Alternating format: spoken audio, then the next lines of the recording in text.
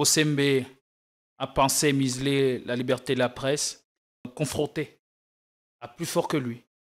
Et c'est la victoire, la volonté la victoire de la démocratie sur la dictature, mieux la tyrannie. La volonté, l'amour de la liberté ou la volonté de vivre dans un État démocratique où on reconnaît un certain nombre de droits dépasse les niveaux d'intelligence de Christian Bossembe. Il ne doit pas se surestimer.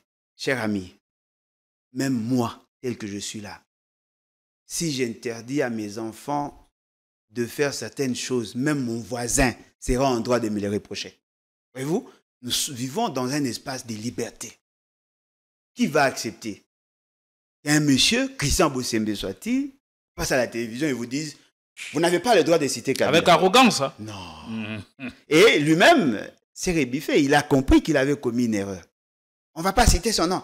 Non, moi je veux en parler. Kabila pose des actes répréhensibles, j'en parle. Non, dites-moi, si vous voulez que je ne parle pas de Kabila, je parlerai de quoi? Il y a même un député à l'Assemblée nationale qui a dit comment vous pouvez interdire que l'on ne parle pas de lui ou de ses activités, puisque en parler permet à ce que les autres dénoncent ce qui se passe. Non, mais effectivement, mais ce qu'il a dit, moi je l'avais dit bien avant. Donc, il n'en a pas le droit. Il n'en a pas le droit. Ne pas parler de Kabila, c'est déjà biaiser la démarche d'analyse. On ne peut pas parler de la crise actuelle sans parler de Félix, de M. Félix Sekedi, de M. Kabila et de M. Nanga. Ce sont le trio d'enfer qui ont créé les conditions actuelles. Donc, vous n'avez pas le droit de nous l'interdire, mais ce que je vous reconnais comme mission, c'est de faire comprendre aux journalistes qui n'ont pas le droit de faire la promotion de ce qui s'est fait contre l'État. À l'Union sacrée, on retire la nationalité sénégalaise à Martin Fayoulou. Non, ça c'est une folie. Il ne faut pas suivre ces gens. Ils ont un problème psychique. Comment vous allez retirer? Vous êtes qui? Hein? Vous êtes qui? Peut-être aussi ils vont retirer, le jour où Kabila viendrait ici dans le cadre du dialogue, ils vont retirer sa nationalité rwandaise. Donc ce sont eux qui été manipulé alors qu'il était ministre oui, là je de la le communication. Reconnais. Il a été manipulé parce qu'il est faible d'esprit. Il a été manipulé. Mais effectivement, Kabila a manipulé tout le monde. On ne peut pas être leader, ne pas être manipulateur.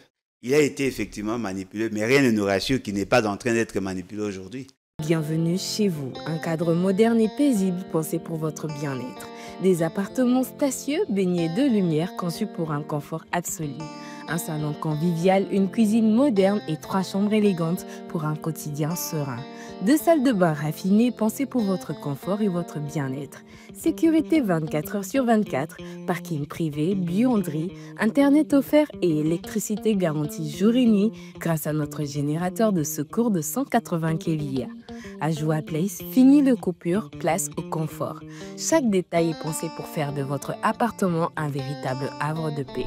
Joa Place au numéro 7, avenue Kassai, quartier GB Ngaliema, à 3 minutes du boulevard du 30 juin, près de Mino Congo. Contactez-nous au plus 243 816 033 128. N'attendez plus, faites de Joa Place votre nouveau chez vous. Totikala Setseko Ndenali Puta Na wax de Maman Moseka Letoko Maka Légende Na 3.5 4.5 To 5.5 $. Signature Yalibela et Tikali. Inoubliable avec le wax de Maman Moseka.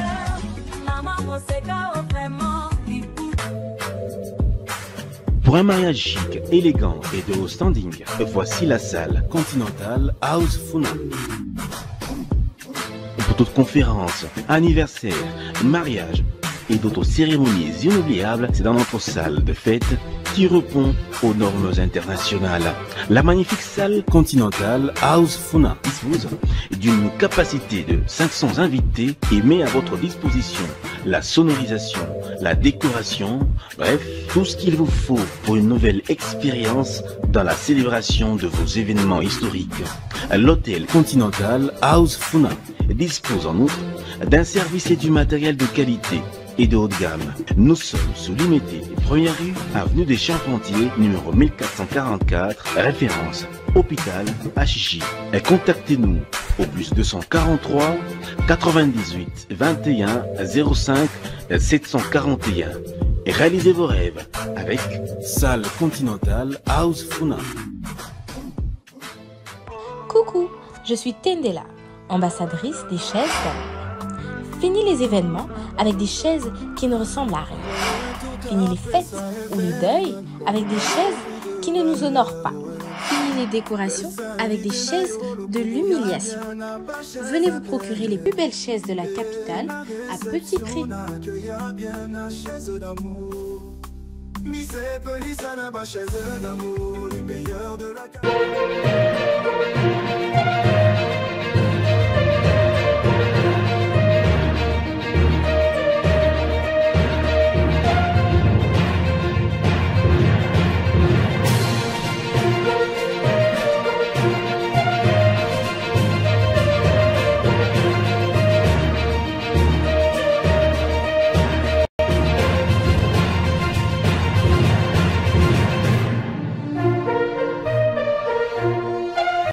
Dans le tuyau, apprend-on qu'il se prépare une rencontre prochaine entre Félix Tshisekedi et la délégation de la Senko SCC en vue de parler de questions essentielles et substantielles qui touchent ou qui nous concernent afin de baliser la voie vers la paix. Et cette rencontre intervient au lendemain de accolades chaleureuses entre Félix Tshisekedi et Martin Fayoulou.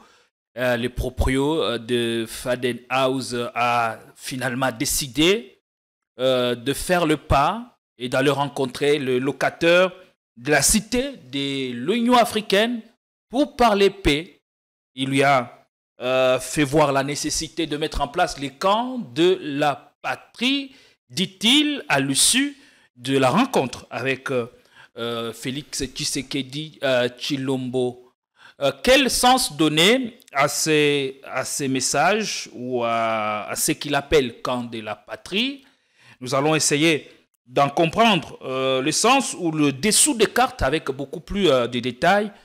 Merci de votre confiance à ces programmes. Nous savons que vous méritez mieux et c'est pourquoi nous avons avec nous le souci du détail. On parlera également de l'affaire CESAC, la censure contre le PPRD et son président national Joseph Kabila Kabange.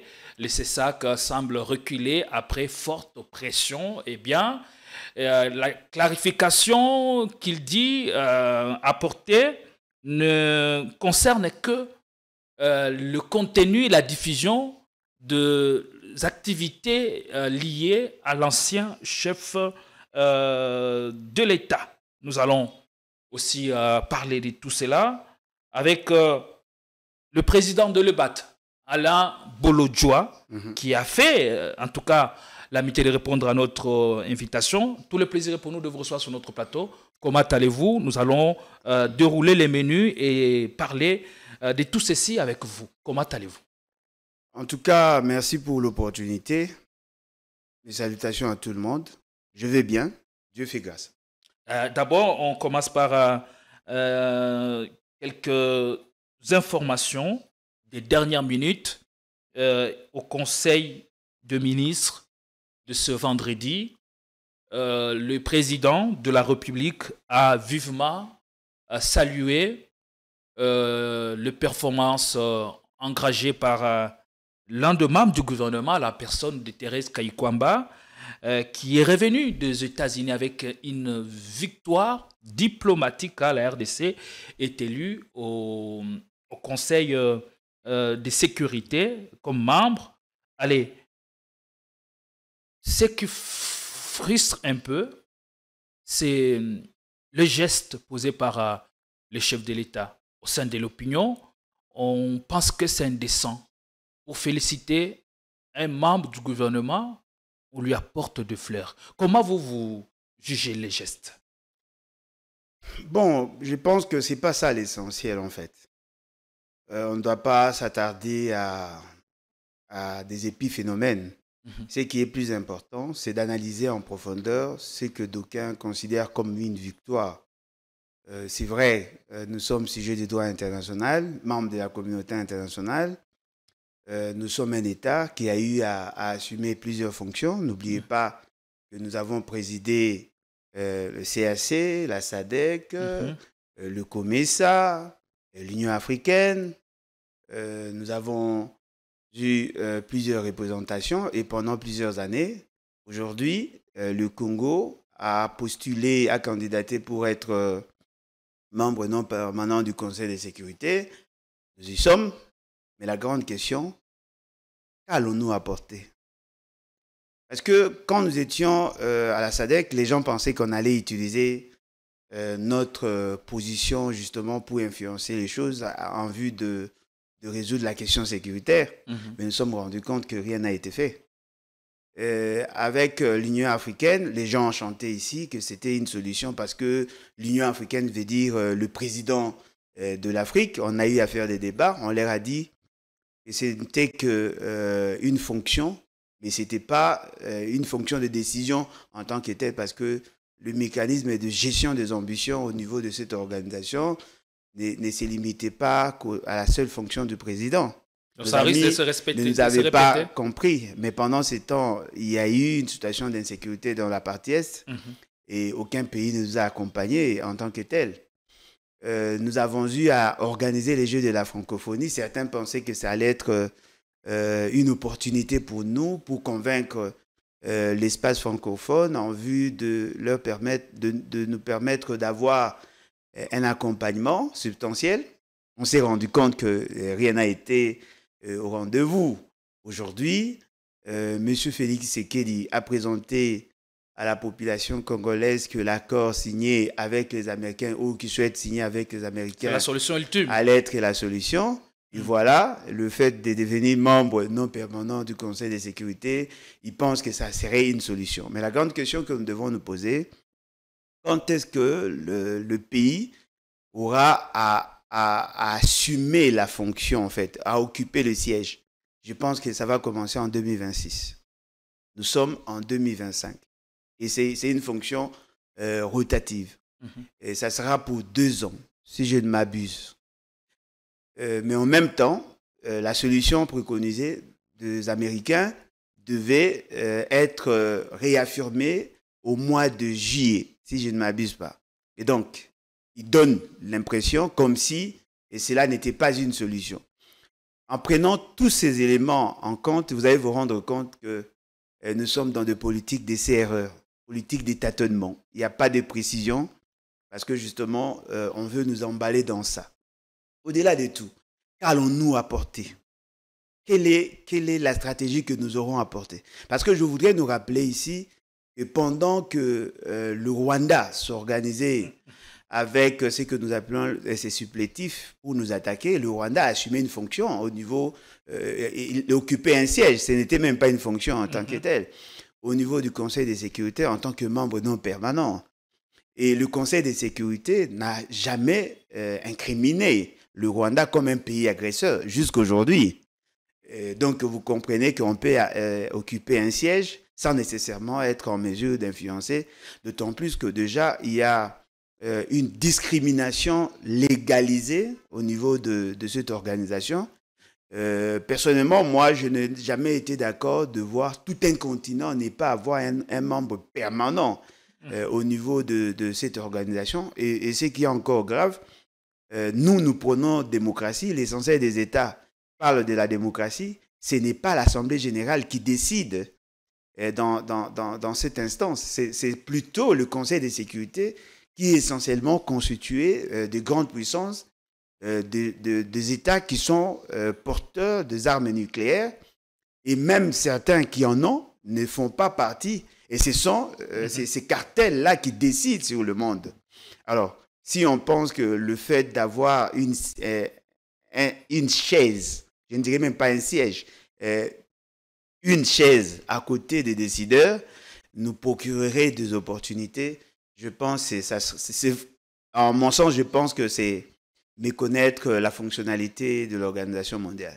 Et dans cette organisation, on parle justement de quoi et quel devait être notre rôle ou contribution au sein de ces cercles des décideurs? Bon, en tout cas, notre présence ne va pas impacter au niveau de prise des décisions. Parce que déjà, nous ne devons pas oublier que dans le Conseil de sécurité, il y a une forme de bipolarité qui s'est déjà créée. La Chine, la Russie ont leur tendance, l'OTAN, les pays de l'OTAN ont leur tendance. Même si nous venons là, je ne pense pas que cela pourrait influencer de manière substantielle. Parce que n'oubliez pas que c'est le même Conseil de sécurité qui a eu à prendre plusieurs résolutions. Et la dernière en date, c'est la résolution 2773. Et dans cette résolution, ils ont déjà levé les options. Et dans ces options, on insiste sur le dialogue, sur la mise en œuvre de résolutions de Nairobi et de Luanda. Et je ne pense pas que, et après ça, le Conseil de sécurité aura à incriminer formellement le Rwanda comme pays agresseur. Parce que si vous lisez toute la documentation aujourd'hui des politiques internationales, il n'y a que nous qui parlons de l'agression. Dans d'autres cieux, on parle plutôt d'un soutien à une rébellion. Et donc, cela ne va rien changer. Je ne vois pas le Conseil de sécurité attaquer sa propre résolution au nom de la présence de l'État congolais dans le Conseil de sécurité, qui du reste n'a pas une voix délibérative. C'est juste une assistance en fait. On sera là juste comme de figurants. On pourra éventuellement avoir droit à la parole, mais il reviendra aux États d'orienter par rapport à leurs intérêts. Donc moi, je pense que nous devons être sérieux, suffisamment sérieux pour ne pas nous laisser séduire par de politiques de charme. Donc la solution passe par notre détermination et par ce que nous faisons à l'interne. Exact. Et exact. Ce qu'on considère, ou ce que d'aucuns considèrent comme une victoire diplomatique pour vous, elle n'en est pas une. Non, elle peut être une victoire dans le sens que nous entrons dans... nous avons compétit. Il faut reconnaître qu'il y a probablement une démarche qui a été menée. Vous postulez, mais il faille aussi convaincre les autres États pour soutenir votre candidature. Mais c'est là, c'est juste pour nous permettre d'être dans le spectre. Mais ce n'est pas une solution en soi. Parce que je vous ai démontré que le Rwanda était là. Le Rwanda a occupé les sièges pendant que le Rwanda nous attaquait. Mais cela n'a pas influencé de manière substantielle. C'est vrai que les personnes qui seront envoyées là-bas pour nous représenter pourront éventuellement avoir la possibilité d'échanger avec les influenceurs, pour ne pas dire les décideurs du monde. Mais il faudrait d'abord faire un choix judicieux sur les personnes. Vous savez comment le pouvoir de l'administration de Félix Tshisekedi fonctionne. Et ce n'est pas complaisance qui va se choisir des personnalités pour nous représenter. Mais au-delà de ça, il faudrait aussi que la démarche qui sera menée à ces niveaux soit accompagnée par une politique diplomatique cohérente. Parce que jusque-là, je ne vois pas la volonté de ces pouvoirs à donner à la République une politique extérieure adaptée aux enjeux. Il suffit seulement de voir le comportement dans les nominations. Nous venons tous d'apprendre qu'il y a eu une nomination au niveau de l'Afrique du Sud. Peut-être que vous serez surpris d'apprendre que nous avons eu à influencer cette fameuse décision irréfléchie. Parce que quand nous fustigeons le comportement de M. Félix Tshisekedi, il a eu à nommer quelqu'un, un membre de sa famille, au niveau de l'Afrique du Sud. La personne n'ayant pas été accréditée pendant des années, ça a fragilisé la fonctionnalité là-bas. Et pourtant, l'Afrique du Sud, c'est un pays stratégique pour le Congo. N'oubliez pas que l'Afrique australe aujourd'hui, c'est parmi les États, c'est dans cette zone qu'on trouve beaucoup de pays qui veulent nous accompagner dans la sécurisation de la partie Est. L'Afrique du Sud, sur la question énergétique, l'Afrique du Sud a une place de choix dans le débat sur le INGA 3. Sur le plan sécuritaire, l'Afrique du Sud avait pris position pour nous. Et au-delà de ça, l'Afrique du Sud est le trait d'union entre l'État congolais et le BRICS. Et donc, ce n'est pas un État où on va nommer le le pays copain, membre le copine. de BRICS. et fort malheureusement. Et donc, il fallait placer les bons ambassadeurs dans tous les États. Vous prenez au niveau du Kenya, la Tanzanie, on a semblé négliger. Et pourtant, ce sont des États avec lesquels nous menons certaines opérations stratégiques en termes d'échange de renseignements. Et fort malheureusement, M. Félix Tshisekedi a préféré nommer ses beaux-frères, les épouses, les épousettes et tout ça. Et à la fin, on se rend compte que nos ambassades ne fonctionnent pas normalement. Et d'ailleurs, l'essentiel de ces ambassades ont un problème de loyer. Ils ont un problème de locomotion pour les ambassadeurs, le personnel. Ils ont un problème de motivation en termes de rémunération. Ils ont un problème de fonctionnement. Et ça fait que la diplomatie ne se contente que par le photo. Parce que généralement, quand on voit la ministre en charge des Affaires étrangères et M. Félix Tshisekedi prend des photos avec des gens, ils pensent que c'est ça la diplomatie. Moi, je pense que la meilleure diplomatie, c'est dans le coulisses, c'est dans le couloir, c'est dans le cadre bilatéral.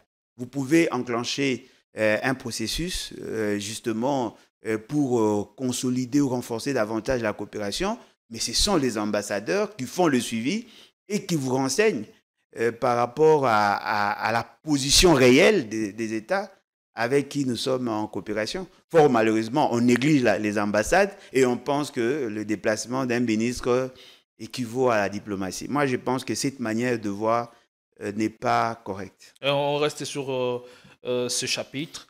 Et s'agissant de pays qui ont voté pour ou contre la RDC, ou contre d'abord, le cas du Congo-Brazza, de l'Ouganda ou encore du Kenya, que sous-attend ce vote contre la RDC?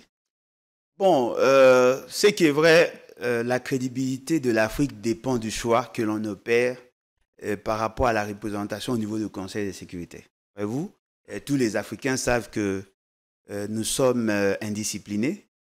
On ne fait pas montre d'une intelligence adaptée aux enjeux. On ne peut pas... ils considèrent la présence de l'État congolais dans ces cercles comme du gâchis. C'est-à-dire, lorsque M. Félix Tshisekedi a assumé la fonction du président de l'Union africaine, au-delà des incantations qui étaient faites à ce niveau, on n'a rien apporté. Voyez-vous? Alors, au niveau africain, on pense que nous ne sommes pas dignes de représenter l'Afrique parce que justement, partout où nous sommes passés, on n'a pas laissé les traces. Et les Africains avaient besoin d'avoir non seulement une représentation permanente au niveau du Conseil de sécurité au nom de l'Afrique, l'Afrique qui est un grand continent. Si on prend sur le plan spatial, l'Afrique mérite être comptée parmi les 5 continents, bien que on ne considère pas cet aspect, mais sur le plan démographique, nous représentons l'essentiel des humains. Donc, en réalité, on devait avoir une place de choix dans le Conseil de sécurité. Et fort malheureusement, nous ne sommes pas là. Et en même temps, le peu de sièges qui sont réservés aux Africains ont choisi l'État congolais, probablement parce qu'il y a beaucoup d'enjeux. D'après nos sources, les Américains ont eu aussi à utiliser cet aspect des choses justement pour séduire M. Félix Tshisekedi. Mais in fine, on comprendrait que si on ne fait rien pendant ces mandats, l'Afrique sera vraiment déçue et prochainement, il nous sera difficile de compter sur l'Afrique. Allez, vous avez refusé de commenter la photo du président aux côtés de la ministre des Affaires étrangères, J'en ai parlé. Kaikwamba. J'en ai parlé. Au sein de l'opinion, les gestes semblent quelque peu inappropriés pour encourager ou féliciter un membre du gouvernement qui fait bien son travail. On n'a pas forcément besoin de lui offrir des fleurs. Un mot à l'endroit de la ministre des Affaires étrangères, vous pensez qu'elle est à sa place? Non. En tout cas, je sais qu'elle a beaucoup d'atouts, mais ce n'est pas un tout en fait. La plus grande difficulté, je n'ai pas confiance en cette femme parce qu'elle est trop émotive du fait seulement d'avoir dit lors des assises du Conseil de sécurité que si le Conseil de sécurité n'arrivait pas à statuer sur un sujet, la rue se prendrait en charge. Je trouve que ça c'est un discours de la rue. Voyez-vous, c'est vrai, par moments, quand nous communiquons, nous prenons certaines postures, Mais nous devons savoir que lorsqu'on assume de fonctions, on doit arriver à dompter. Est-ce que ça efface pour autant tout ce qu'elle a déjà accompli? Elle n'a rien accompli jusque-là. Elle n'a rien accompli. Elle a conduit de fortes délégations à la conquête de certains contrats ou encore elle a été à la manœuvre de plusieurs victoires. Oui, mais ça c'est la démarche médiatique en fait. C'est ça la stratégie de nos amis du pouvoir. Ils ont tendance à proliférer en fait ce qu'ils prétendent considérer comme des résultats, mais alors qu'en réalité, ça n'a aucun impact. Je suis là. Dites-moi qu'est-ce qu'elle a pu faire. Parce que même par rapport à ce qui vient de se faire, le travail a commencé bien avant. Et puis, ce n'est pas quelque chose de grandiose qu'on doit considérer comme une victoire diplomatique. C'est vrai, ça dépendra de la position que l'on a, mais ce qui est vrai, elle n'a rien fait de substantiel. Elle avait été chargée de négocier par rapport à la question sécuritaire dans l'Est. Mais jusque-là, elle n'a fait que accompagner ou sinon maintenir le pays dans l'erreur originelle. C'est vrai qu'elle n'était pas à la base, mais aujourd'hui, les débats au niveau international se résument dans la complicité ou sinon l'utilisation de FDLR. C'est ce qui résume en fait la position de la communauté internationale par rapport à ce que nous vivons dans la partie Est. Elle n'a pas su convaincre la communauté internationale que le Rwanda était un pays agresseur. Parce que justement, elle a pris certains postulats qui ne cadraient pas avec ce que nous soutenons ici. Mais au-delà de tout, cette femme a eu aussi à travailler avec le Rwanda. Rien ne nous dit que ce qu'elle fait, c'est pas fait à dessein.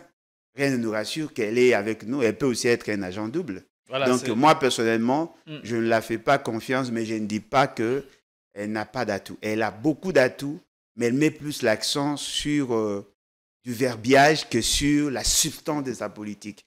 Si seulement elle avait réformé l'administration diplomatique, j'allais sentir qu'elle avait l'intention de bien faire. Mais le fait seulement qu'elle travaille en solo avec son cabinet, je comprends qu'elle n'a rien compris. Et son prédécesseur a fait bien? Non, c'est le ministre le plus piètre que le Congo n'a jamais connu dans ces secteurs. Bon. C'est lui qui a fait signer à la République l'engagement pour neutraliser les FDLR. Ça, c'est gravissime. En tout cas, je ne sais pas s'il y a un péché dans ces pays qui a été commis par un Congolais. Elle a trouvé ça, elle a hérité. Elle a été coincée. Et donc, elle endosse la responsabilité. Elle endosse la responsabilité par le principe de continuité de l'État. Mais ce qui est vrai, elle n'a rien fait pour nous faire sortir de cette réalité. Et probablement parce qu'elle a des liens avec le Rwandais. Peut-être pour ça. Voilà, c'est ce que pense Alain Bolodjoa, de la ministre des Affaires étrangères. Et il y a un autre cas de tristesse poignante, un de membre du parti présidentiel, en l'occurrence de Tabasele, sa vie a été fauchée à cause des factions qui se sont créées au sein du parti. Il a rendu l'âme Tabasele Wampanga après avoir été copieusement tabassé par ses pairs. Qu'en pensez-vous? Bon, je présente mes condoléances à la famille. Peut-être je peux m'en passer du parti. À la famille, c'est pas facile de perdre un membre de la famille, surtout quelqu'un que l'on portait à cœur.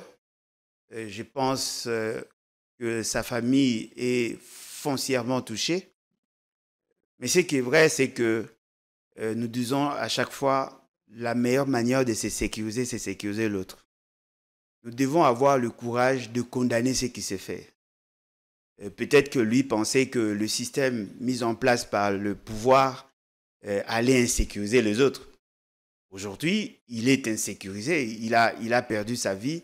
Et tout simplement parce qu'il appartenait à un système qui a créé les conditions de l'insécurité. Aujourd'hui, l'insécurité frappe à la porte de l'UDPS.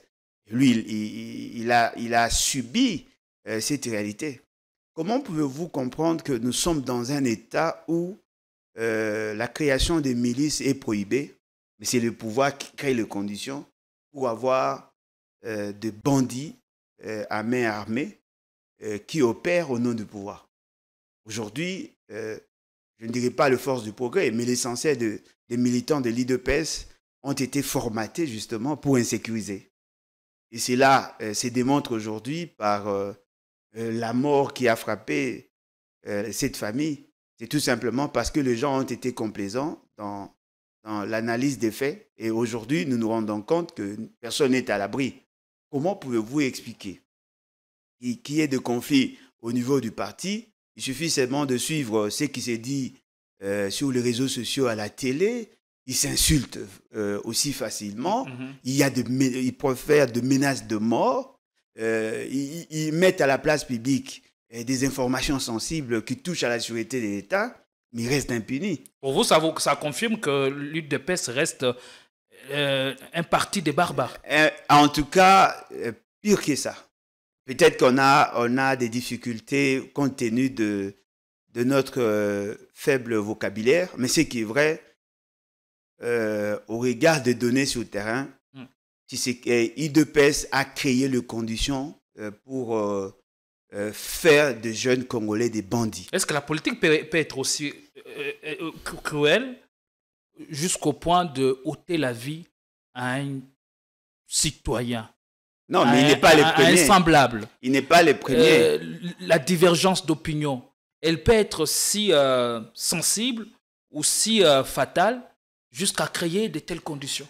Bon, en fait, le problème, c'est que ce que nous vivons là, ce ne sont que des conséquences. La cause, c'est le manque d'éducation que nous avons toujours constaté dans le chef des leaders de l'UDPS.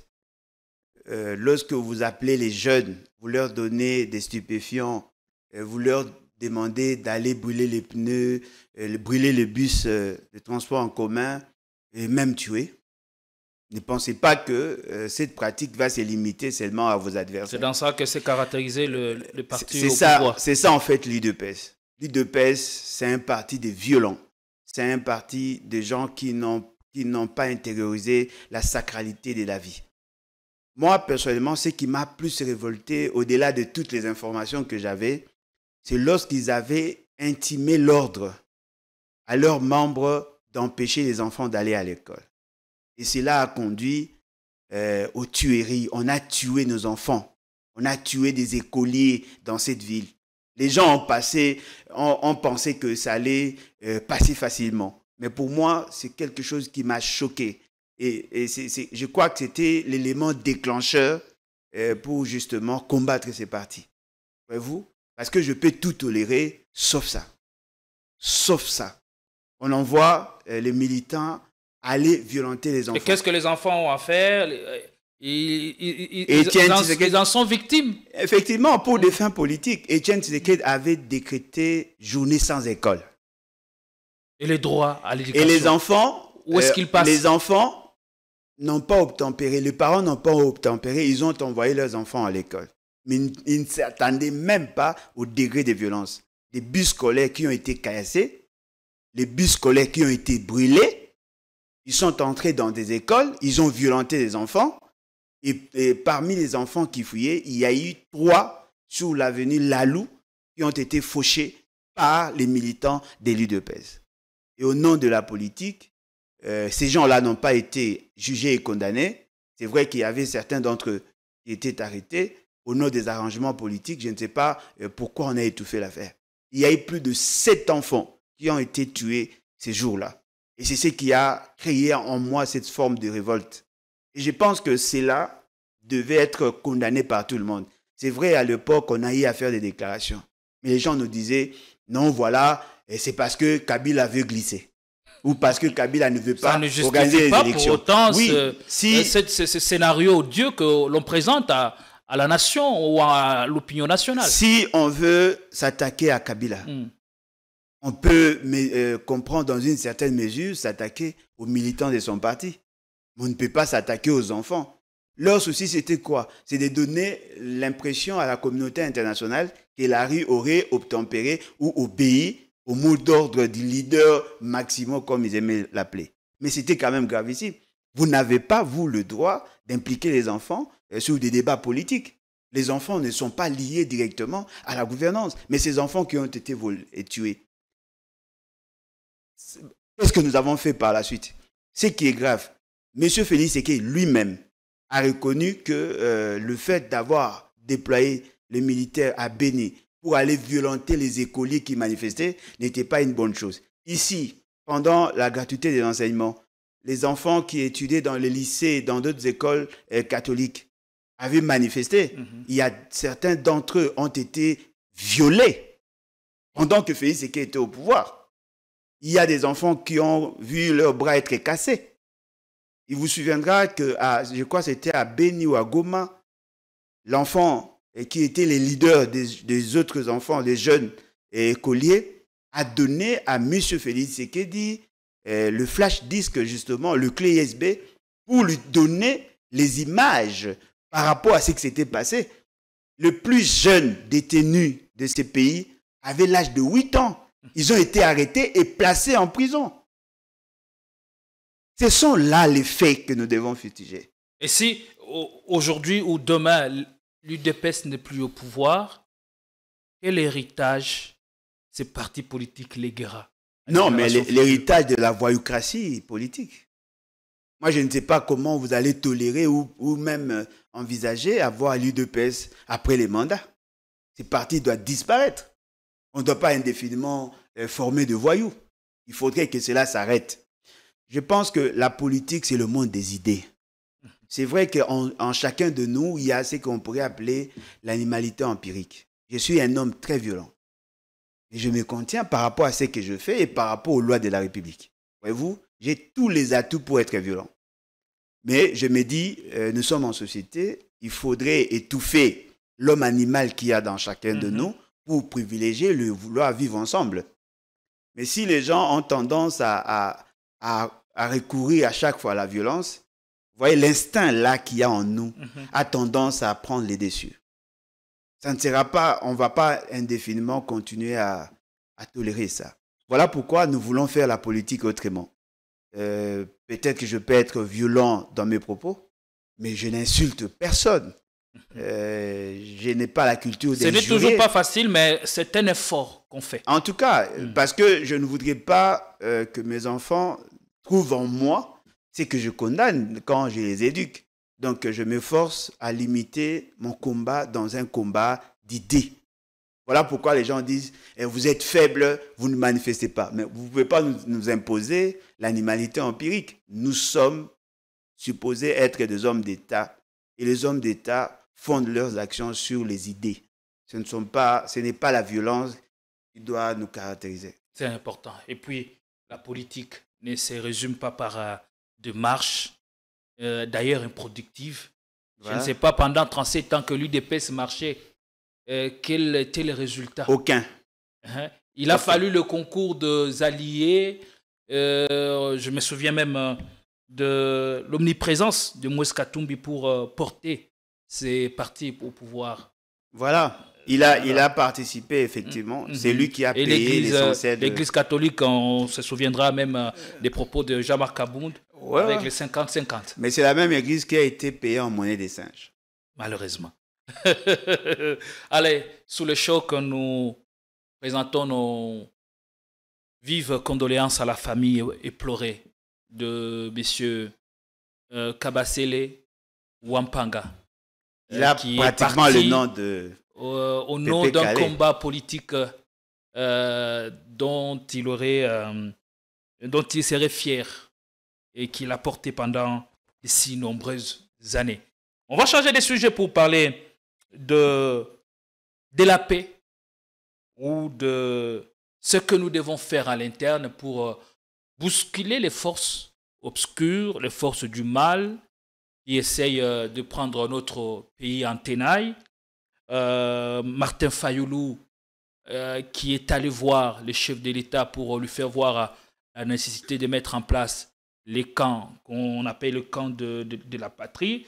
ça fait jaser dans tous les camps. On a l'impression que des camps se définissent, on se choisit des camps, on détermine d'autres et on repousse certains Congolais en raison de l'objectif ou de rôle qu'on veut jouer dans cette crise exactement.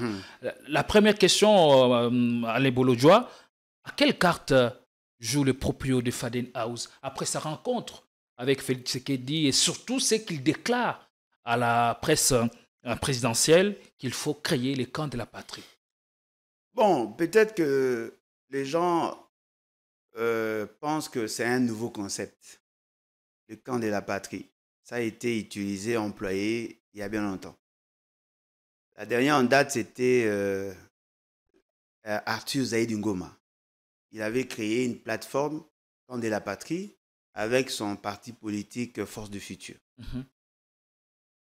Dans ces camps de la patrie, il voulait fédérer les énergies dans le sens de créer un bloc idéologique pour faciliter justement les élections pendant qu'on organisait les élections en 2006. Aujourd'hui, M. Martin Fayulu prend cette initiative où veut créer le camp de la patrie et la première fois qu'il ait prononcé cela, c'était pendant qu'il était en contact avec M. Félix Tshisekedi. C'est-à-dire, pour Martin Fayulu, il faudrait que lui, Félix, et consorts puissent se mettre autour d'une table pour créer le camp de la patrie. Commençons d'abord par ce qu'il a dit avant de rencontrer M. Félix Tshisekedi. Parce que je pense qu'il y a une sorte de contradiction ou de... Dichotomie. Je ne parlais même pas en termes de dichotomie. Il y a une sorte de contradiction dans les démarches initiées. Martin Fayulu nous dit qu'il y aurait une vision. Bon, il y a un projet de balkanisation, probablement par rapport à l'évolution de choses sur le terrain. Elle est plus lointaine, dit-il.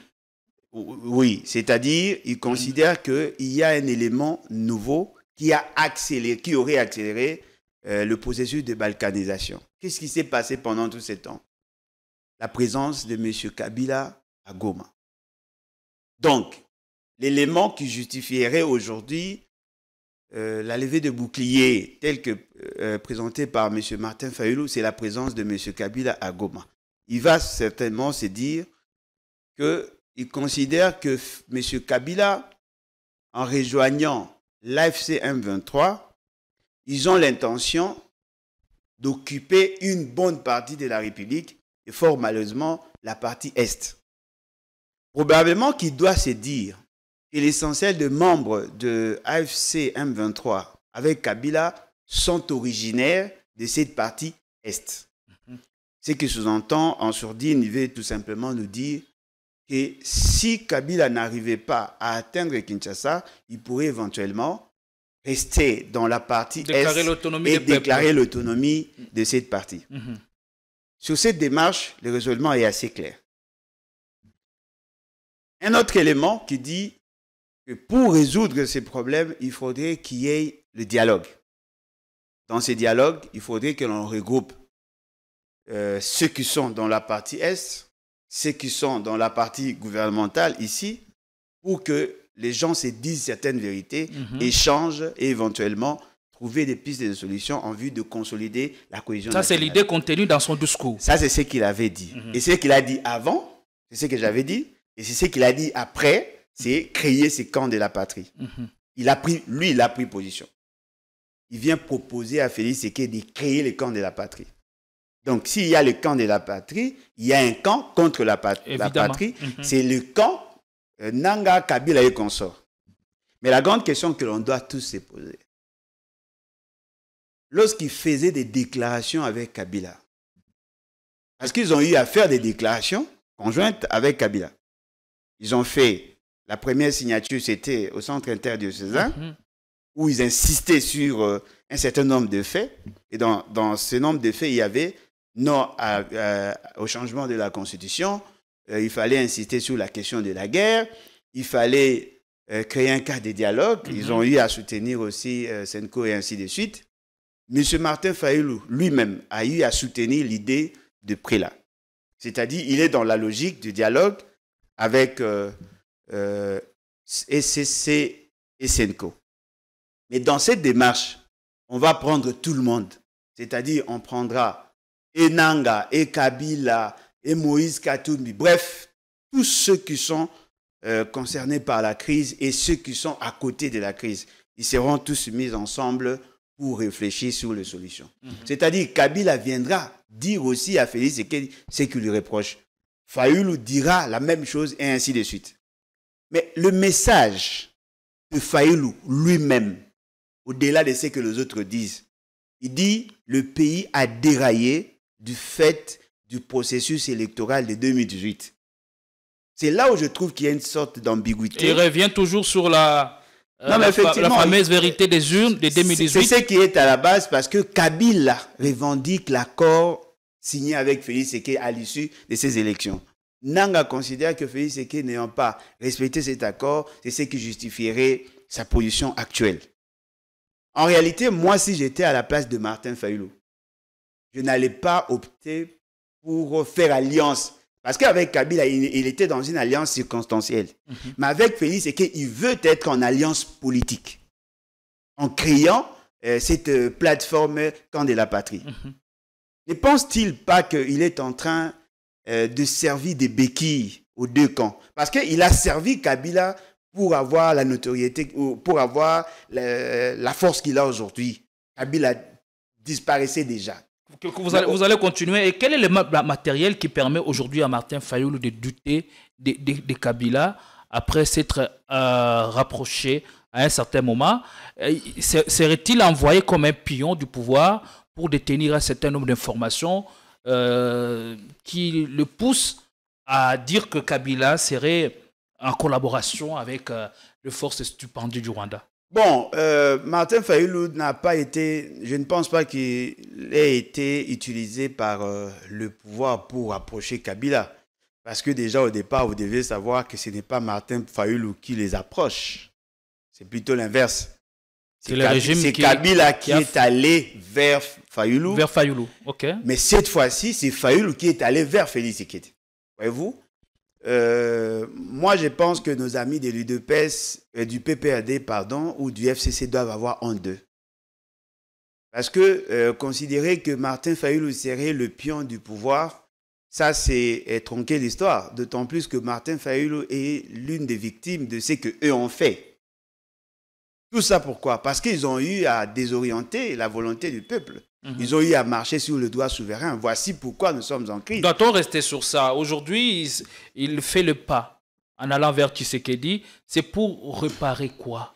Non, mais il n'a pas l'intention de réparer quoi que ce soit. Il a plutôt l'intention de sauver le peu qui reste. Parce que nous devons le dire, le pays va connaître une très grande crise si la classe politique ne se ressaisissait pas. Là où je ne suis pas d'accord avec lui, c'est le fait d'avoir approché Kabila, le fait d'avoir approché Félix Tshisekedi. En réalité, le camp de la patrie que lui voudrait proposer ne pouvait pas être constitué de facteurs causaux de la crise. Il ne pouvait pas aller vers Félix Tshisekedi pour chercher à créer les camps de la patrie. Félix Tshisekedi est problème. Il ne pouvait pas non plus aller vers Kabila parce que Kabila est problème. Il fallait plutôt créer un camp de la patrie avec des gens qui ne sont pas directement impliqués liés à la crise.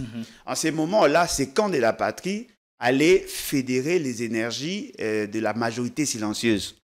Ça allait changer les rapports de force. Parce que si nous allons dans sa démarche, il n'y aura que deux camps. Camp Félix, camp Kabila. Ça nous fait rentrer pratiquement dans le contexte FCC Cash. Il fallait que nous... Dont il soupçonnait une troisième grossesse dans son tweet avant le discours à la nation. En tout cas, je pense que sur cette question, sur ces faits-là, je pense qu'il n'a pas bien réfléchi. Voyez-vous? Il fallait créer effectivement ces camps de la patrie, les camps de la patrie constitués de personnes, de personnalités ou organisations qui n'ont pas assisté à la grande crise. Parce que si nous prenons la perception de Félix Tshisekedi et Kabila, Kabila ne combat pas tout le monde. Il combat Félix Tshisekedi. Félix Tshisekedi aussi ne combat pas tout le monde. Il combat Kabila. Donc la guerre qu'il y a aujourd'hui, c'est la guerre FCC cash. Il fallait maintenant créer un troisième larron non militaire. C'est en ces moments-là que ce troisième larron allait servir de socle à la démarche des prêtres. Voyez-vous, le prêtre allait trouver un allié de taille dans la classe politique. Mais en recollant le morceau avec Félix Tshisekedi, aurait-il reçu de garanties solides? Et comment ça va se passer s'il y a allégeance ou s'il y a accord? C'est de quelle nature? Puisque je ne vois pas Fayoulou dans une approche minimaliste de pouvoir avoir part aux intérêts immédiats et perdre sa crédibilité ou bien son image, parce qu'il reste un potentat sérieux et présidentiable. Eh bien, au regard de tout ceci, qu'en restait-il du combat de la vérité des hymnes? Et s'il y a accord, c'est de quelle nature, justement? Bon, il a enterré le combat sur la vérité des urnes il y a bien longtemps. Là, il reconnaît donc l'autorité. Il a reconnu celui qui effectivement préside aux destinées de la RDC. Félix Tshisekedi s'est dit que M. Martin Fayoulou ne peut pas prétendre aujourd'hui être président élu. Parce qu'un président élu ne fait pas allégeance ou ne s'élève pas pour saluer le président non élu. Voyez-vous, le fait de l'avoir fait, il reconnaît qu'il y a un protocole. Il reconnaît que Félix Tshisekedi était effectivement président de la République, chef de l'État. Mais donc, les déclarations qui ont suivi après dans le média de la part de ses collaborateurs, c'est pas ça. Non, mais attention. Ils ont dit qu'ils sont allés voir un frère et non un président élu ou non élu. C'est la nuance de Presse Epeng sur un média de la place. Oui, cela pourrait avoir un sens si c'était fait en dehors du cadre formel. Parce qu'ils ont été reçus dans un bâtiment public de l'État, le siège de l'institution président de la République. S'ils étaient reçus à la maison, on allait comprendre facilement que c'est entre copains. Et puis, deuxièmement, entre copains, on ne s'élève pas pour l'honorer. Monsieur Félix Tshisekedi a été honoré, le fait que tout le monde était debout, justement pour respecter le protocole. Ce n'est pas ça mon débat. Moi, mon débat, c'est que en ayant levé l'option d'aller vers Félix Tshisekedi, il a beaucoup perdu. Comme quoi? Non, mais en termes de crédibilité, les gens considèrent déjà, n'ayant pas fait preuve d'une certaine stabilité en termes de démarche, le potentiel partenaire risquerait de douter sur lui. En regardant tout ce qui s'est fait, apparemment, il y avait une information qui fuitait et il voulait maintenant être le premier à l'avoir mis à la place publique. C'est-à-dire qu'il était en quête de végétariat. Parce qu'apparemment, quand vous suivez... C'est ça qu'il recherche. In fine, on vous dit, j'ai demandé à Félix Tshisekedi de recevoir le prêtre. Nulle part, Félix Tshisekedi vous a dit qu'il n'allait pas les recevoir. En ce moment-là, dans l'opinion, si Félix Tshisekedi recevait le prêtre, tout le monde va se dire, c'est grâce à Martin Fayoulou. Est-ce qu'il ne devient pas aussi un élément qui accélère la démarche, le processus? Non, bon, on peut tomber dans ces pièges-là, mais ce qui est vrai, personne ne nous dit que Félix Tshisekedi n'était pas d'accord. Parce que quand le prêtre avait sollicité, apparemment, même si Félix Tshisekedi pouvait leur répondre, il attendait le bon moment. Et d'après ce que nous avons pu faire comme analyse, il ne pouvait le faire qu'avant le 30 juin. Voyez-vous?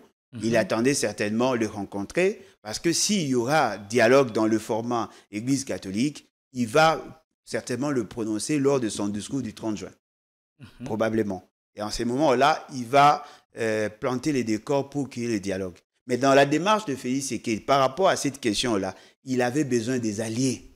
Félix Tshisekedi avait peur d'aller sans maîtriser les acteurs. Il sait qu'avec le PPRD, je suis sûr et certain, il est déjà en contact avec certains d'entre eux. Il a certainement cherché à débaucher ici et là, à créer des blocs et ainsi de suite. Il pourrait aussi éventuellement trouver dans l'opposition des alliés. Alors, il avait peur d'aller dans ces dialogues. Donc sans chacun maîtriser. repositionne ce troupe et réunit ses forces. Exactement. Et dans cette démarche-là, M. Fayulu apparaît, de mon point de vue, comme un recruté, justement pour garantir à Félix Tshisekedi sa démarche. Parce que dans sa perception de choses, il voudrait que ce qui s'est fait par SCC Senko soit pour son intérêt. Il veut tout maîtriser. Et pourtant, les deux leaders de ces organisations ne vont pas fléchir. Voilà pourquoi ils les ont acculés. En disant non, voilà, ils étaient au service des Kagame, au service des Kabila. Pour qu'ils désarment afin de le fragiliser et aussi le pousser à aller dans sa logique. La logique de Félix Tshisekedi, de mon point de vue, est simple. Il voudrait qu'on ne touche pas à son pouvoir. Mais il est prêt à céder au moins 60% de postes ministériels. Étant donné que sa famille étant mosaïque, ce sont les membres de sa famille qui ont peur de ces dialogues en réalité. Parce qu'ils pensent qu'ils perdront les avantages, on ne va plus considérer le poids politique, ils vont réduire leurs dividendes politiques, ils ont peur. Voilà pourquoi ils ont même retardé. Ce sont eux qui ont fait retarder la publication du fameux gouvernement d'union suite aux consultations. Donc nous sommes dans ces carcans-là. Tous les politiciens ne font que leur politique et leur calcul politique. La grande question que moi je voudrais nous poser, que gagneraient les peuples si toute la classe politique, même ceux qui ont pris les armes, se mettaient autour d'une table pour pondre des résolutions? On va continuer avec le système d'impunité. Puisque là, la tendance est que l'on risque de se retrouver en face de deux camps. Fayulu, ou que dis-je, Tshisekedi, face à Kabila, si les suspicions se révèlent être exactes, pour maintenant conduire la discussion et puis voir dans quelle perspective travailler à l'unisson pour restaurer la paix. Non, et maintenant, l'opposition non armée qui combattait de l'interne, aura-t-elle le droit au chapitre aussi? Bon, en fait, dans l'opposition, voilà pourquoi j'ai dit le camp de la patrie devait plutôt être constitué de non-alignés. Justement. Fort malheureusement, le fait seulement qu'on a coupé la tête, aujourd'hui, s'il y aura le camp de la patrie, il y aura Fayulu, Consort et Félix. Naturellement, il nous sera dans une équipe. Dans un bloc. Dans l'autre camp, il y aura Moïse Katumbi et les autres, Kabila et les autres. En ce moment-là, la classe politique deviendra bipolaire. Donc, on revient à la case de départ FCC Cash. Et comment tirer avantage de ce qui se dessine à l'horizon? Bon, je pense que le Congolais, la majorité silencieuse doit se ressaisir. Pour tirer l'épingle du jeu. Je pense humblement qu'ils doivent nous aider à créer le rapport de force.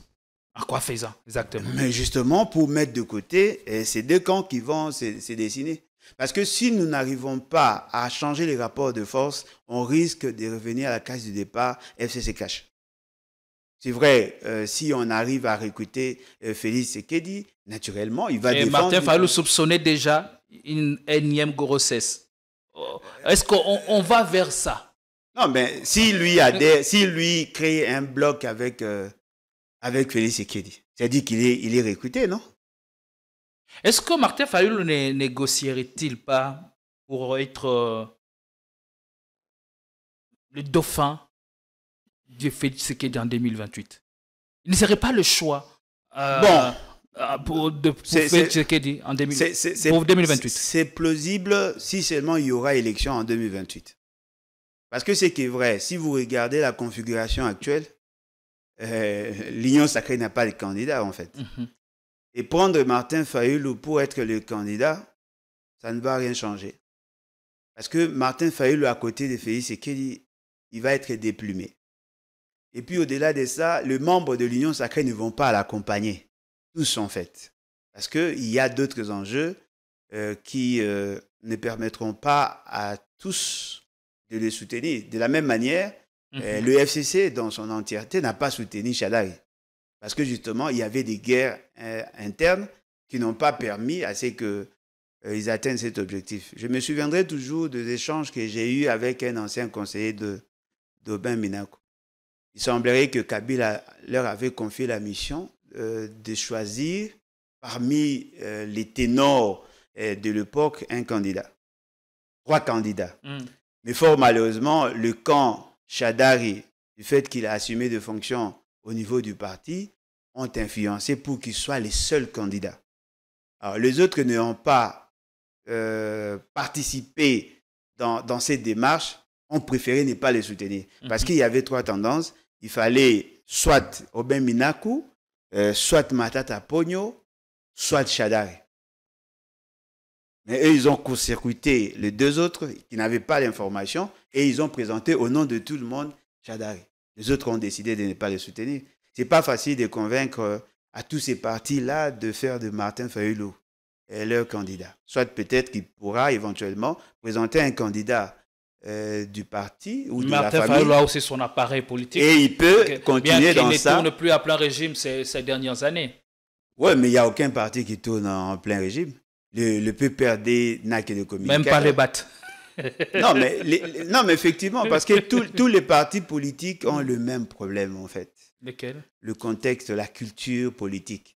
C'est-à-dire qu'on fait la politique saisonnière. C'est-à-dire pendant qu'il n'y a pas d'élection, il n'y a pas assez d'action.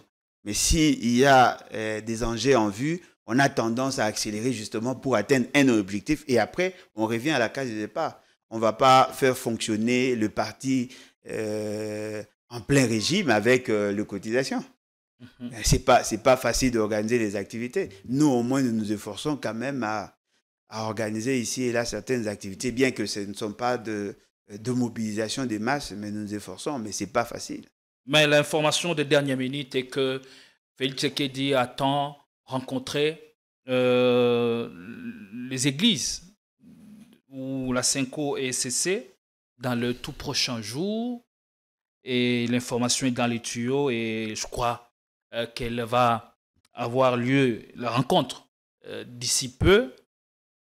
Pouvons-nous s'accorder à dire que la démarche de Fayulu aurait payé ou accéléré le processus? Voilà pourquoi je vous disais, peut-être qu'en quête de végétariat, rien ne vous rassure qu'il le fait parce que Fayulu l'a dit. Parce que la démarche avait été enclenchée il y a bien avant. Et n'oubliez pas que le prêtre était au Togo. Voyez-vous, le facilitateur avait démontré, que ce soit aux États-Unis que auprès des autres partenaires, qu'on ne pouvait pas résoudre la question du Congo sans trouver un consensus au niveau interne. Et même l'application de ces fameux accords que Félix Tshisekedi aurait à signer avec les Américains nécessite à ce qu'il y ait ces consensus au niveau interne. Et le prêtre, l'Église catholique, je dirais Senko et ECC, ce sont les 2 instances qui constituent pratiquement l'autorité morale de notre société. Et donc, ils ont préféré soutenir cette démarche. Moi, je tiens à dire ici que techniquement, le prêtre et l'ECC sont plus avancés que toutes les autres options jusque-là. Parce qu'ils ont un aspect technique qui convainc tout le monde. Les prêtres ne vous ont pas non plus oublié. Non, mais ils ne peuvent pas nous oublier parce que ce qui est vrai, on est ce qu'on est. Voilà pourquoi je voudrais leur demander de ne pas enclencher ces processus dès lors qu'ils n'auront pas de garantie sur l'imposabilité des résolutions, même à Félix Tshisekedi. Parce que si vous nous conviez, nous tous, à réfléchir sur ces questions et à la fin, à laisser la latitude à Félix Tshisekedi de décider sur ce qui doit être appliqué, en tout cas, ça ne servirait à rien. On risque de faire de la même manière qu'on avait fait lors de la conférence nationale souveraine. Il faudrait que les résolutions soient imposables à tout le monde. Et dans les même à Félix Tshisekedi. Actuelles, s'il faille dialoguer, quel est le format qui semble être le plus plausible possible? Bon, le prêtre a proposé un schéma techniquement correct. C'est-à-dire, on prend les techniciens, les scientifiques, la grande société civile, ils réfléchissent sur les thématiques. Ils doivent faire ressortir toutes toutes les variables possibles de la crise multiforme que nous avons. Ils vont formuler et présenter une sorte d'algorithme qui sera le socle du raisonnement politique. Parce que généralement, le politicien se contente plus sur des questions démocratiques, élections, légitimité, ainsi de suite, sans soubassement. Ils vont aller en profondeur sur les problématiques en termes de gouvernance, en termes de tous ces éléments, et trouver le source des financements. Parce que quand ils auront à mettre en place le cadre de la mise en œuvre des résolutions, il faudrait qu'il y ait le moyen. Qui sont les accompagnateurs? Par exemple, vous prenez le Qatar, peut financer en partie. Mais ce que je reproche à la classe politique actuelle, c'est le fait d'avoir exclu jusque-là le Congo-Brazza. Attention, c'est une mauvaise stratégie.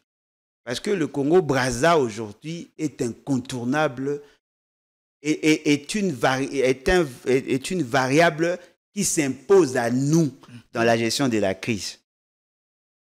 Parce que la ville de Kinshasa est proche de la capitale du Congo-Brazza. Donc, il faudrait toujours intégrer le gouvernement. Le Kenya a été intégré, le Rwanda. Non, on a tendance à exclure pas le Congo d'en face. Le Congo-Brazza, stratégiquement, ce n'est pas correct. Le Congo-Brazza qui a voté contre nous lors de l'élection de membres pour le siège de membres non permanents. Non, mais effectivement, mais le Congo, notre pays a soutenu la candidature du Rwanda aussi. N'oubliez pas que si le Rwanda était devenu membre permanent, le Congo a favorisé. Maintenant, à l'Union sacrée, on retire la nationalité sénégalaise à Martin Fayoulou. Non, ça c'est une folie. Il ne faut pas suivre ces gens. Ils ont un problème psychique. Comment vous allez retirer? Vous êtes qui? Vous êtes qui? Peut-être aussi ils vont retirer, le jour où Kabila viendrait ici dans le cadre du dialogue, ils vont retirer sa nationalité rwandaise. Même donc ce sont eux qui été manipulé alors qu'il était ministre de la communication. Là, je le reconnais. Il a été manipulé parce qu'il est faible d'esprit. Il a été manipulé. Mais effectivement, Kabila a manipulé tout le monde. On ne peut pas être leader, ne pas être manipulateur. Il a été effectivement manipulé, mais rien ne nous rassure qu'il n'est pas en train d'être manipulé aujourd'hui. Parce que lui-même a dit qu'il est faible d'esprit. S'il a été manipulé, ça veut dire que Kabila était plus intelligent que tous les vieux papas. Bon, peut-être qu'il a été plus stratège. L'intelligence est discutable, mais la stratégie, oui. Mais ce qui est vrai, on ne peut pas être leader et ne pas être manipulateur. Tout leader est manipulateur. Et rien ne rassure aujourd'hui que s'il est en train encore de se faire manipuler. Non, là c'est sûr. C'est dangereux pour sa part. Lui-même l'a dit. Il a dit que c'est un homme faible qui se laisse facilement manipuler. Aujourd'hui aussi, il est manipulé. Parce que quand vous suivez ce qu'il lui-même avait dit lorsqu'ils avaient rencontré M. Félix et qu'ils étaient à deux avec Thierry Moussenepo, quand on leur avait dit comment vous êtes du FCC et vous vous retrouvez là dans l'Union sacrée, il a dit le chef nous avait demandé d'aller soutenir, renforcer les rangs de l'Union sacrée. Le fait de l'avoir dit, c'est-à-dire que c'est quelqu'un qui est au service de Kabila jusqu'aujourd'hui. Parce qu'il n'a jamais dit le contraire de ce qu'il avait dit au départ. C'est ça la force de Kabila. Étant militaire, il a la capacité de faire une sorte de mixture entre la stratégie politique et la stratégie militaire. Il manipule tout le monde, même Félix Tshisekedi. Jusqu'aujourd'hui, il est en train d'être manipulé. Allez. Fort malheureusement. C'est votre lecture. Merci beaucoup. Le dernier sujet qui nous a emballé pendant presque toute une semaine, c'est la censure contre le PPRD ou contre son président national, Joseph Kabila Kabange. L'heure est à l'apaisement. Les tempêtes se calment un tout petit peu. Que retenir de cet épisode qui a tenu en haleine plus d'un Congolais et la plénière d'hier qui est revenue sur la gouvernance du CESAC pour la plupart des députés. Le CESAC s'y est très mal pris en prenant cette décision contre les PPRD. Que retenir cet épisode avec vous? Bon, je pense que nous avons un problème. La gouvernance au Congo est caractérisée par les émotions. Il n'y a pas de rationalité. J'ai fait des émissions dans ce sens et quelqu'un m'a dit « Apparemment, tu gardes encore le cordon ombilical avec Kabila. Pourquoi les défends-tu »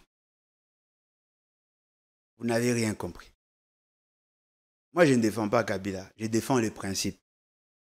Je suis de ceux qui pensent que Kabila mérite d'être arrêté. Le fait d'avoir posé des actes répréhensibles, il a fait preuve d'une haute trahison en faisant de Félix Tshisekedi président et en ayant pris certaines décisions en violation de la Constitution. Mais je ne permets personne à les sanctionner sans l'avoir jugé, l'avoir entendu. Kabila, c'est un homme comme nous. Même s'il ne serait pas congolais, il est en droit d'être protégé et de bénéficier des mêmes avantages que tout humain. Il y a de non-congolais qui sont chez nous, ici, qui ont droit à la protection. Ne pensez pas que si il y a un Rwandais qui se promène à Kinshasa, vous voulez le tuer, je vais vous laisser. Non, je vais le protéger. Et l'amener auprès des juges pour qu'il soit jugé et condamné. Parce que nous risquons de commencer à laisser la latitude à ceux qui sont au pouvoir de faire ce qu'ils veulent. Qu'est-ce qui manquait qu'on respecte la Constitution pour juger Kabila? Il suffisait seulement de réunir le membre de l'Assemblée nationale et le Sénat en congrès, avoir l'assentiment ou la validation des 2 tiers. Mais n'est-ce pas qu'ils ont la majorité? Ils ont la majorité parlementaire. Mais pourquoi ne le font-ils pas? Comment voulez-vous envoyer Kabila être jugé par une cour militaire alors que la loi vous dit qu'il doit être jugé par la cour constitutionnelle? Vous avez la majorité. Respectez juste la procédure. Parce que si vous jugez bien Kabila et que vous les condamnez, on va dire oui, il a été bien jugé, il avait droit à la défense, et voilà, par rapport au fait, il a été condamné. En ce moment, on va se dire, voilà, nous l'avons condamné parce qu'il a violé la loi, mais nous l'avons respecté. Droit à la défense alors qu'il n'est pas au pays. Non, mais il en a le droit. Il y a des gens qui ont été jugés à distance. Et on a respecté. Il peut être condamné par défaut, mais l'essentiel est que la procédure soit respectée. Parce que les dangers qu'il y a, c'est quoi? On lève les immunités de Kabila par le Sénat sans avoir compétence, et dans leurs décisions, ils font référence à une loi qu'eux n'ont pas appliquée. Moi, j'ai lu le règlement intérieur, le tout premier règlement intérieur, après le processus électoral de 2019. J'ai lu ces règlements intérieurs, j'ai compris l'esprit et la lettre. Parce qu'en lisant l'article 5, vous comprenez facilement que le sénateur à vie n'est pas sénateur. Il est sénateur à vie. Ils ont fait un distinguo là. Tout ce qui touche au sénateur, devoir et obligation. Non, il n'est pas élu. Non, il a un statut particulier. Le droit et devoir qu'on reconnaît au sénateur, pour lui, on renvoie à cette loi. Aucune disposition du règlement intérieur ne confère au bureau ou à la plénière de décider sur le sort du sénateur à vie. Non seulement qu'il n'a pas été élu, mais la décision de lever les immunités ne sont pas réglementaires, mais sont plutôt dans la loi. Et dans cette loi, on ne parle pas du Sénat, mais on parle du Congrès. Vous avez la majorité. Respectez la procédure.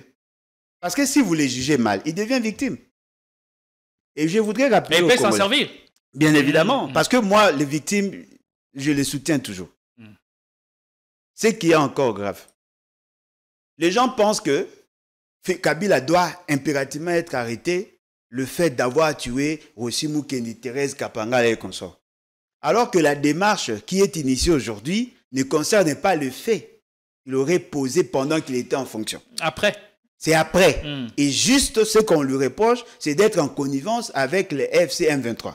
Sans que les accusations ne soient encore pour... Bon, là, je ne sais pas s'ils n'ont pas d'éléments. Mais ce qui est encore... Parce qu'on a suivi les réquisitoires, on s'est basé sur le témoignage d'Éric Kouba, conseiller stratégique de Corneille Nangaa, non, mais effectivement, et sur sa présence à Goma. Non, mais donc, la présence à Goma... C'est pas solide pour incriminer. Non, la décision de lever les immunités, ainsi de suite, a été prise avant qu'il ne soit à Goma. Il est venu à Goma après. Pourquoi voulez-vous faire du colmatage? Moi, je pense que si vous avez des éléments et que vous respectez la procédure, personne ne va vous les reprocher. Respectez la loi. Parce que notre souci, c'est que, quelle que soit l'influence, quel que soit les degrés des crimes, on doit veiller sur la qualité de la justice. Cela nous protège, nous tous. Parce que si on laisse la latitude à ceux qui sont au pouvoir de marcher sur le droit pour dire le droit, en tout cas, on est foutu. Attention, lorsque je disais ça, notre frère de l'UDPS peut-être ne comprenait pas. Aujourd'hui, il a été fauché, on l'a tué. Justement parce que nous n'avons pas su exiger le respect strict de loi. Voulez-vous être en paix? Voulez-vous être en sécurité dans ces pays? Ne laissons personne le droit de violer la loi pour dire le droit. Et cela étant, Bosembe, par rapport à cette période sensible, n'a pas eu droit d'interdire que l'on diffuse les activités de Kabila ou que l'on propage ses slogans, ses images ou ses interviews. Bon, j'ai réagi sévèrement par rapport à cette décision irréfléchie qui a été prise dans ce sens. Il y a eu beaucoup de réactions, mais il y a quelqu'un qui m'a dit, pensez-vous vraiment que dans ces pays, M. Bosembe peut prendre une telle décision sans que l'ordre lui soit donné par la hiérarchie? Je regarde dans la charpente, je me rends compte qu'il ne pouvait pas prendre ces décisions sans que le Conseil de sécurité n'en soit informé. C'est-à-dire qu'il a été influencé. Bosembe, c'est un juriste de formation. Et je pense qu'il est aussi avocat. Il n'a rien compris de la loi. Non, que je sache, il n'est pas inscrit à un quelconque barreau. Bon, d'après ce qu'on nous dit, il serait un avocat. Je ne sais pas. De quel barreau? Je ne sais pas. En tout cas, je n'ai pas assez d'éléments. C'est un juriste de formation. En tant que juriste de formation, il doit savoir que l'institution qu'il est en train de présider aujourd'hui n'a de compétences que ce que lui confère d'abord la Constitution et la loi portant organisation et son fonctionnement. Le fait seulement qu'il n'a pas compris le pourquoi on a créé le CESAC. Il est dans la confusion. Le CESAC n'est pas là pour régenter les journalistes. Le CESAC n'est pas là comme une instance gendarme qui doit donner l'orientation à toutes les actions qui s'imposent. Vous savez que moi, j'ai été convoqué à plusieurs fois dans cette aventure-là. On envoie les invitations auprès des journalistes. Et je l'apprends généralement 1 année ou 7 mois après. Non, voilà, vous savez, lorsqu'on avait fait telle émission, vous avez été convoqué. Pourquoi? Parce que vous avez dit ça. Bon Dieu. On invite quelqu'un 7 mois après? Non, on lance l'invitation, on donne aux journalistes. Et le journaliste me le dit 7 mois, 1 année après. Donc, on ne connaît pas votre adresse physique? Non, ils n'ont pas besoin de connaître mon adresse parce que ce n'est pas ça sa mission. Cette instance a été créée justement pour soutenir le journaliste dans le combat de la démocratie. C'est une institution d'appui à la démocratie. Qui passe pour être un instrument au service d'un régime. Non, mais fort malheureusement, parce que nous autres qui étions là, lorsque on réfléchissait sur le comment créer le CESAC et ainsi de suite, nous nous rendons compte qu'il y a une sorte de dérive. Et personnellement, moi, je pense Bosembe est en train d'être utilisé pour faire les sales besognes. Mais à la fin, c'est lui qui en sera comptable. Parce qu'il n'y aura jamais une décision où on dira sur proposition du Conseil national de sécurité ou sur proposition de telle maman. C'est lui qui va porter la responsabilité. Mais même par rapport aux décisions, il n'a pas le pouvoir, lui, de décider en dernier ressort parce qu'il a un bureau. C'est le bureau qui a concocté l'idée et par son canal, l'idée a été transmise par la voie de médias en attendant que la plénière ne puisse entériner ou étudier. Non, mais ça servit à quoi? Parce que ça a été déjà rendu public. Ça devait respecter la procédure. En fait, c'est ça, en fait. Mais dans le fond, qu'est-ce qu'on reproche réellement au PPRD? Parce que si vous pensez que Kabila serait à Goma, oui, je peux comprendre que Kabila soit en contact avec la FCM23. Les consulte. Non, mais qu'est-ce qu'on reproche réellement au PPRD? On ne va pas dire, parce que le président du parti a posé des actes répréhensibles, on sanctionne le parti. Non, c'est illogique. Parce que le parti a un statut distinct de la personne du président. Je suis le président du parti, mais je ne suis pas le parti. Pour créer un parti, il faudrait avoir 26 signatures. Allez-vous sanctionner 25 personnes du fait que l'un des membres aurait posé des actes répréhensibles, qui du reste n'a pas utilisé le label du parti? Par conséquent, il n'engage pas le parti en posant ses actes. Il a sa responsabilité en tant qu'individu. Pour preuve, Roger Lumbala était membre du M23. Son parti s'est désolidarisé de lui. Le parti a continué à fonctionner. Il y a d'autres partis qui étaient dans les mêmes circonstances. Parce que si le parti ne se sent pas directement impliqué et que vous les sanctionnez, ça devient de l'arbitraire. Moi, je pense qu'on doit apprendre à respecter chacun par rapport à ce qu'il a fait. Le jour où nous allons avoir le pouvoir et qu'on va commencer à faire arrêter tous ceux qui ont mégéré, on ne va pas arrêter tous les partis. Non, voilà, Nicolas Kazadiad aurait détourné le fonds public, on ferme les partis. Non. Chacun doit être responsable. Il y a viol sur mineur, on ferme les partis. Franck Diop et tous les membres sont immoraux. Diom Dongal a été arrêté pour des faits répréhensibles, mais on n'a pas fermé son parti. Alors, pourquoi doit-on rendre responsable le parti? C'est que moi, je demande aux membres du PPRD, c'est peut-être n'est pas aussi être solidaire de Kabila en ces moments précis, d'autant plus que vous ne maîtrisez rien. Je m'imagine un peu comment Kabila fonctionne. Il est dans la stratégie de cloisonnement. C'est-à-dire, il ne donne pas toutes les informations à tout le monde. Parmi vous, il y a certainement des gens qui connaissent les intentions de Kabila. Voyez-vous? Alors, ne soyez pas trop pressés parce que vous risquez aussi de donner l'impression comme si vous l'aimez plus que la patrie. Ça, c'est pas bon. Il a toujours agi comme ça. Non, mais c'est une manière pour lui de se mettre aussi en sécurité. Bien évidemment, parce qu'il y a autant de traîtres. Cher ami, il y a des décisions qui ont été prises par le parti sans nécessairement que cela soit validé par Kabila. Kabila, il y a deux fois dans l'histoire, le parti pensait à A, Kabila prend les C.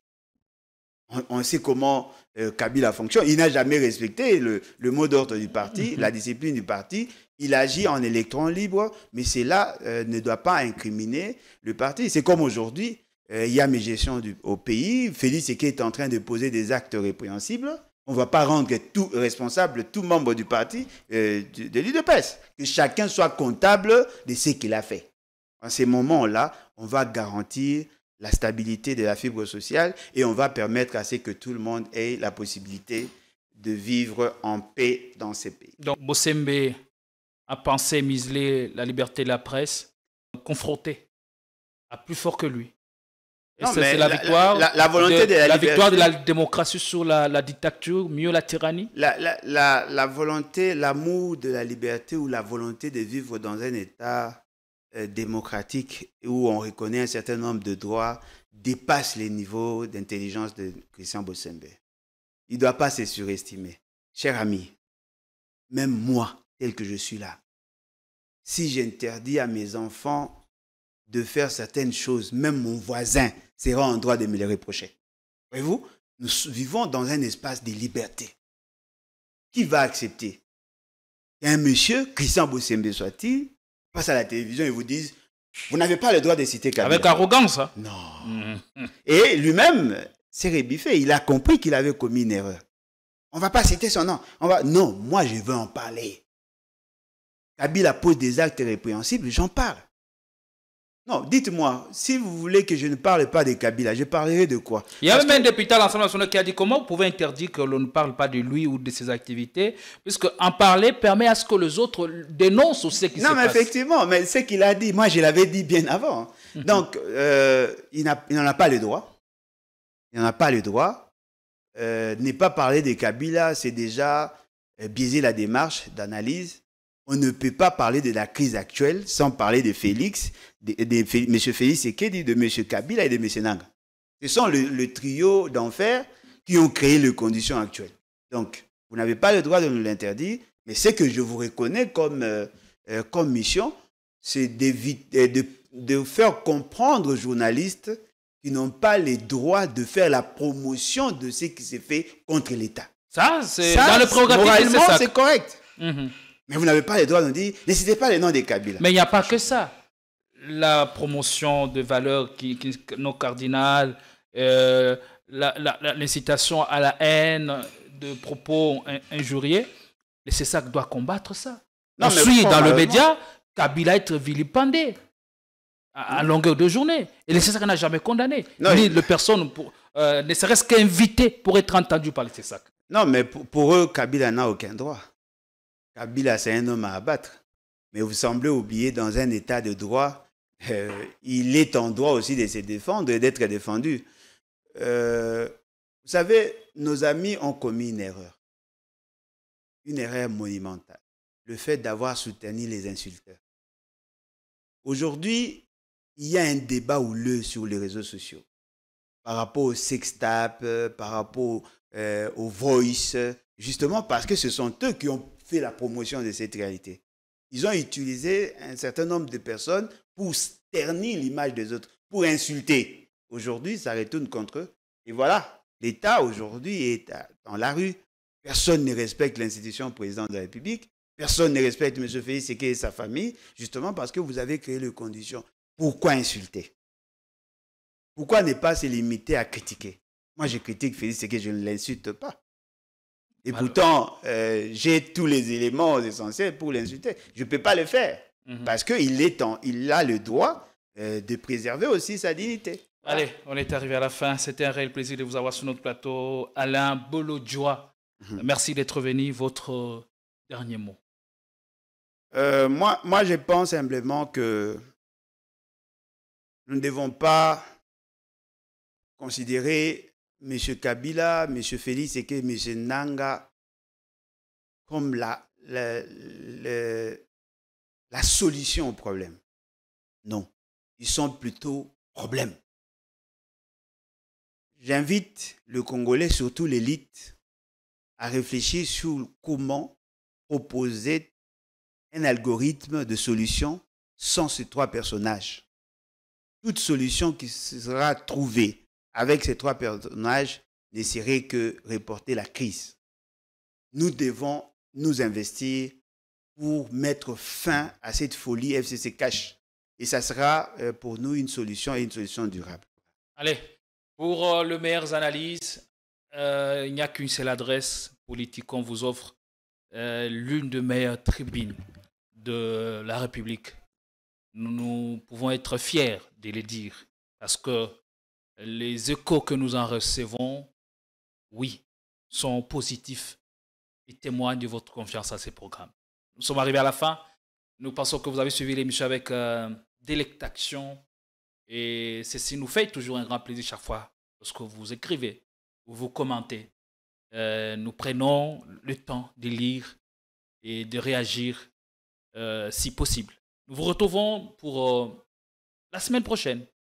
Nous allons récupérer de l'énergie pour démarrer en force la semaine qui profile à l'horizon. Que Dieu vous garde et grâce et paix chez vous. Tout à l'heure, mesdames, tout à l'heure, messieurs.